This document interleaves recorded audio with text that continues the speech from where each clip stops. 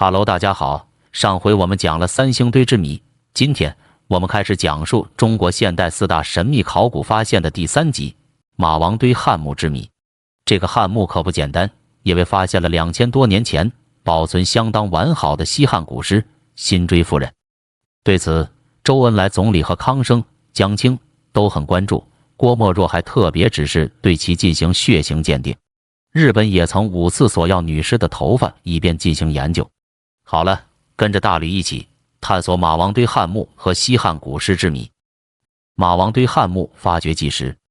在文化大革命期间，毛泽东提出深挖洞、广积粮、不称霸的指示，并向广大军民发出备战、备荒、为人民的号召。湖南省省军区医院从战备需要出发，经过一番策划，决定在长沙东郊2座像山一样的大土堆下面建一个地下病房。但是雄心勃勃的地下工程一开始便受到了古人冥冥之中的干预。东边的巷道掘进不到10米，便遭遇严重塌方，无法继续施工。他们找来铁棒四处探查，突然间，从铁棒穿透的小洞里冒出一股气流。人们以为地下是一个空洞，便用水去浇灌，岂料气体压力很大，水被气流喷起。抽烟的人用火去点，气流顿时燃起了蓝色的火苗。大家十分惊异，不知这里面是什么怪物。工人们赶紧向上级报告，电话到了省军区后勤部，又转到了湖南省委。电话在长沙城里辗转了3天，才转到省博物馆。副馆长侯良一听便焦急起来，赶紧约了一个人一起骑着自行车赶到马王堆。到现场一看，不少人还在洞口点火抽烟，火苗燃了3天3夜没有熄灭。搞过考古的同志都知道，这就是神奇的火洞子。什么是火洞子呢？是如何形成的呢？专家解释说，在古代，人们把火洞子归结为上天或者鬼神的意志，现代则一般认为是地下墓室封闭完好积久多时，由有机物分解产生的沼气。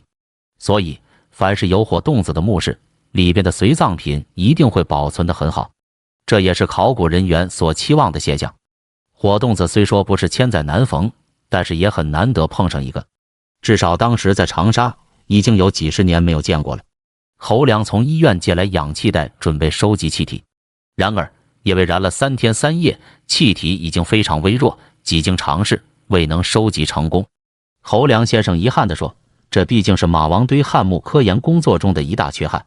当时湖南省委决定发掘马王堆古墓，报告送到国务院后获得批准，并由湖南省革命委员会拨款8000元经费支持这项计划。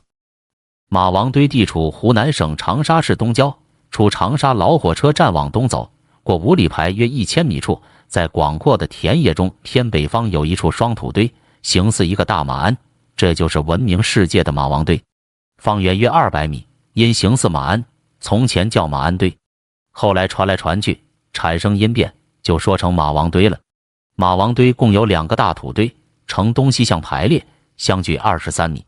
东边的堆下葬着1号和3号墓，西边的堆下葬着2号墓。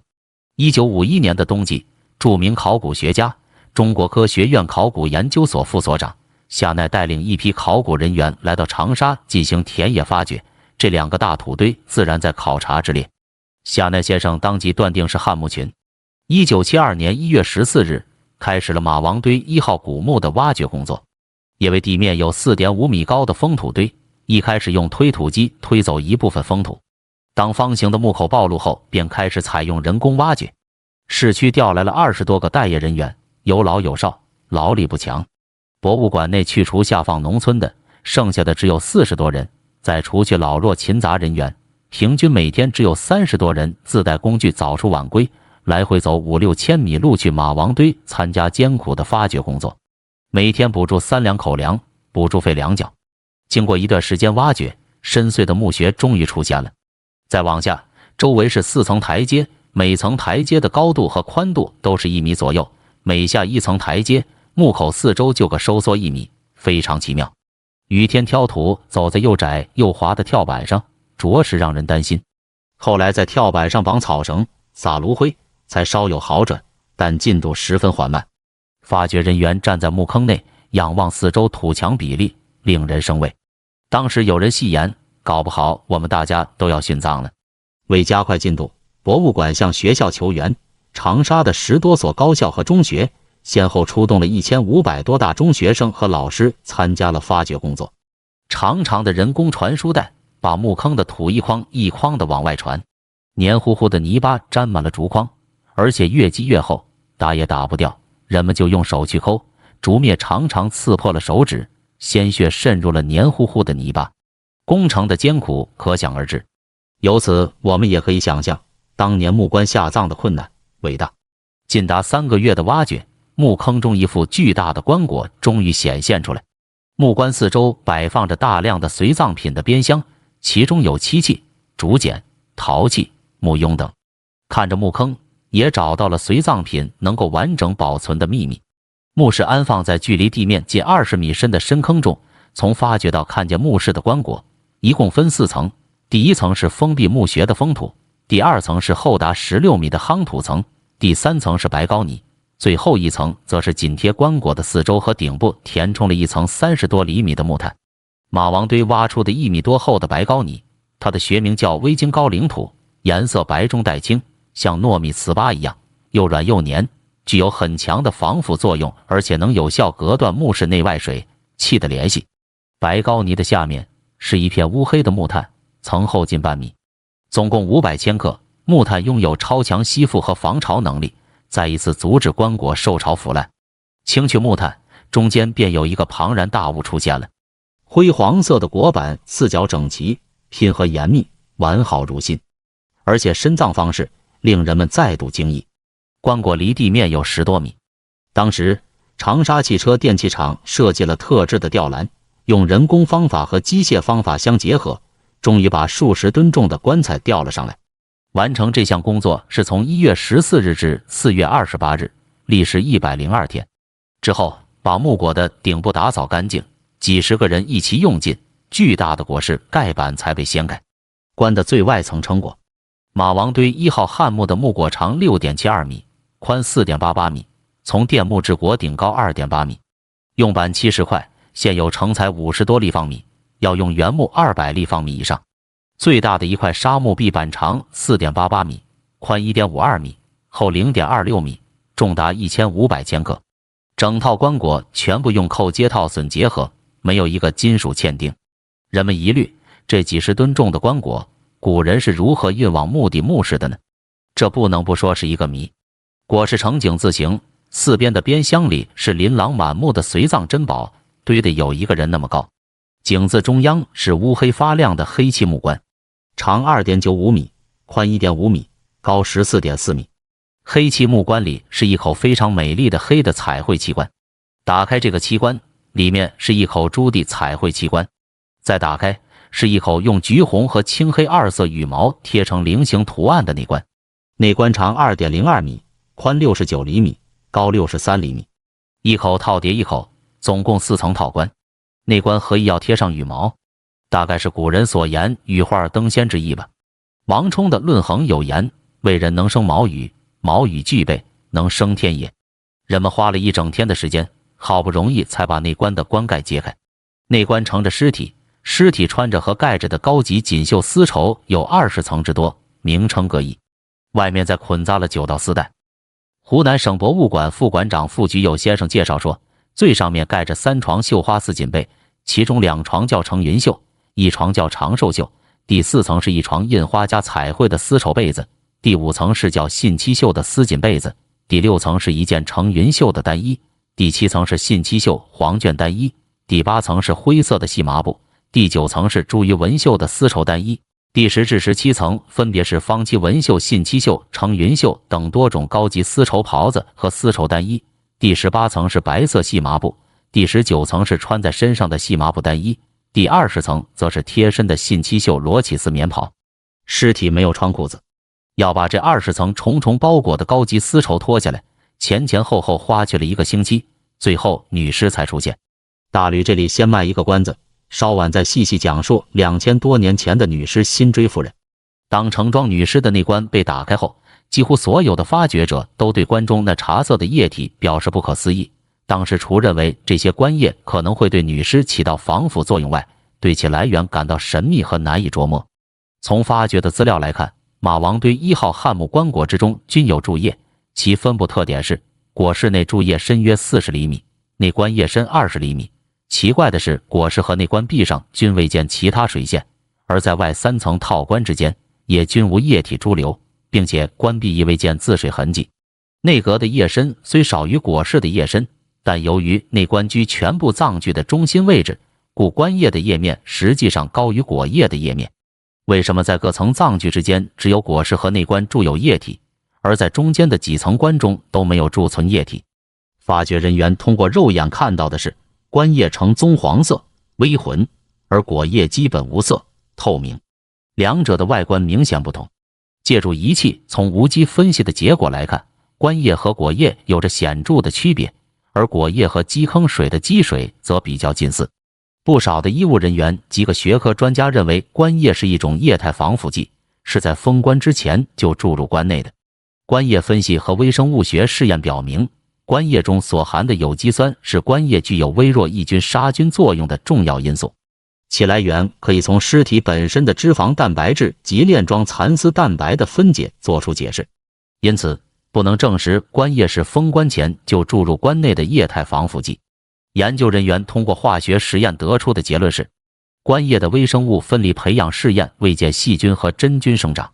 从尸体胸、腹腔中抽出液的微生物分离培养也是阴性，抑菌、杀菌试验表明，棺叶具有微弱的抑菌、杀菌作用，或者说棺叶的防腐性能不大。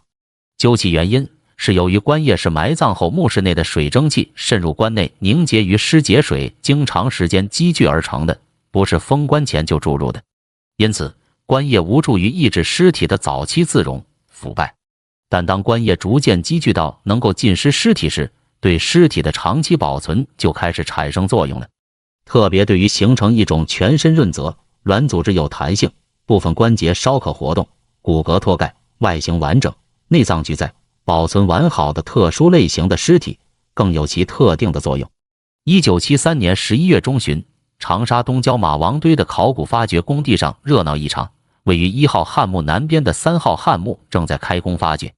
由于马王堆1号墓的发掘出土了面目如生的女尸和上千件的精美文物，引起了国内外的轰动，因而对2、3号汉墓的发掘也寄予了很大的希望。有的盼望能再出土一具完好的古尸，以深化对古尸的研究；考古人员则希望多出一些失传的古籍或其他新奇的文物，以更好地研究汉代的社会历史。